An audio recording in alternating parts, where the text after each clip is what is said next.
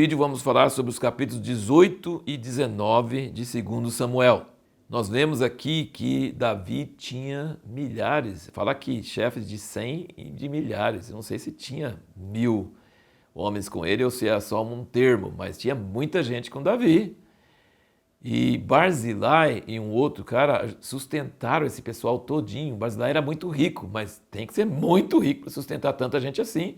E não foi poucos dias, foi um bom tempo. Então Barzilai certamente era bem rico e ajudou e sustentou Davi e os seus homens nesse tempo. E Davi ficou eternamente grato a ele. Depois nós vamos ver como isso aconteceu. Mas Davi ficou muito grato a esse homem que cuidou deles nas suas necessidades de comida e pouso e essas coisas aí.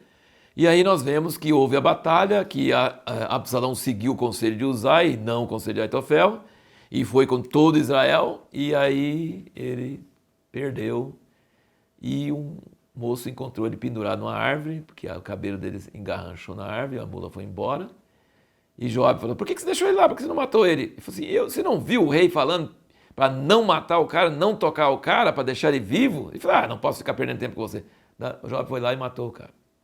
Joabe é o cara indomável, desobediente, mas leal, eficaz, eficiente. Foi a única coisa certa a ser feita. Tinha que matar Absalão mesmo. Não podia, não tinha outro jeito. Davi tinha mandado não matar, porque está com sentimentalismo de pai. Mas Absalão ia ser um problema permanente. Não tinha outra saída. E Joabe fez o que tinha que ser feito. Aí Ahimaaz, que é o filho de Zadok, tinha um dos filhos de Abiatar e um dos filhos de Zadok, e eles eram companheiros e estavam sempre levando mensagem, trazendo mensagem, servindo Davi. E Ahimaaz queria contar para Davi que tinha tido a vitória.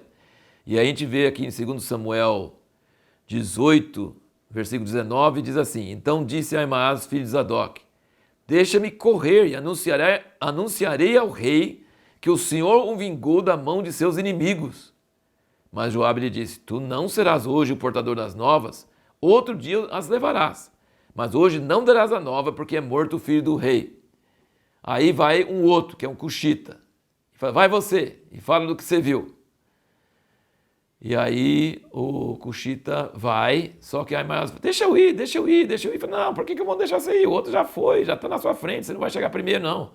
Ahimaaz falou, mas deixa eu ir assim mesmo. Insistiu tanto que Joabe deixou ele ir. E ele, de fato, era tão bom. Escolheu outro caminho, um atalho, chegou antes do que o cuxita.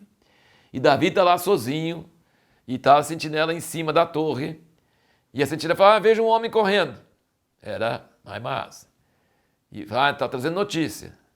Aí o sentinela fala assim, e o jeito dele correr é de Ahimaaz. Olha, o Ahimaaz era tão famoso o jeito dele correr que sabia de longe quem era pelo jeito dele correr.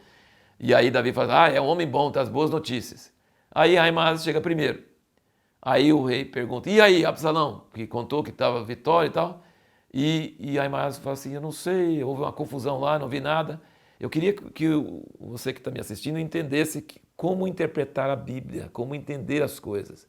Porque aqui dá de entender, no versículo que nós lemos, que Joabe falou com ele, hoje não darás a nova porque é morto o filho do rei. Mas quando ele chega para o rei, ele não sabia. Então você não pode ficar pegando ao pé da letra.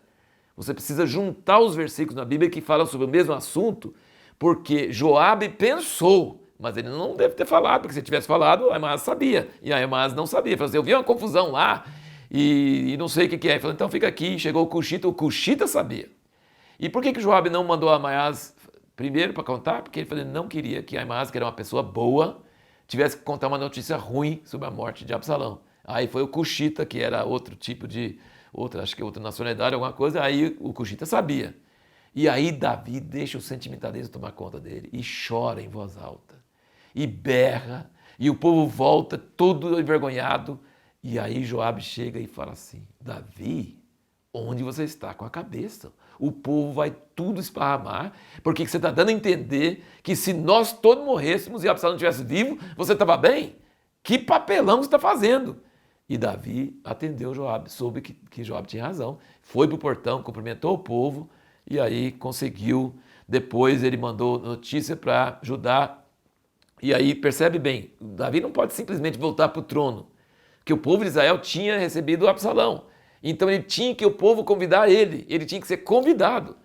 Os monarcas, os reis em Israel não eram totalitários, eles governavam com uma aliança com os anciãos, com os mais velhos, com os líderes de Israel.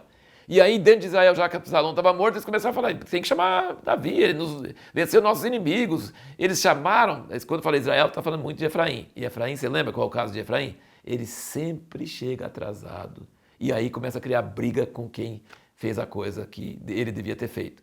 Então eles falaram, mas não fizeram nada. Aí Davi falou com os Judá, o Israel está falando e vocês não estão falando? Aí os anciãos de Judá foram lá e eles tiveram posição. Demoraram um pouco, mas tiveram posição e convidaram Davi para voltar.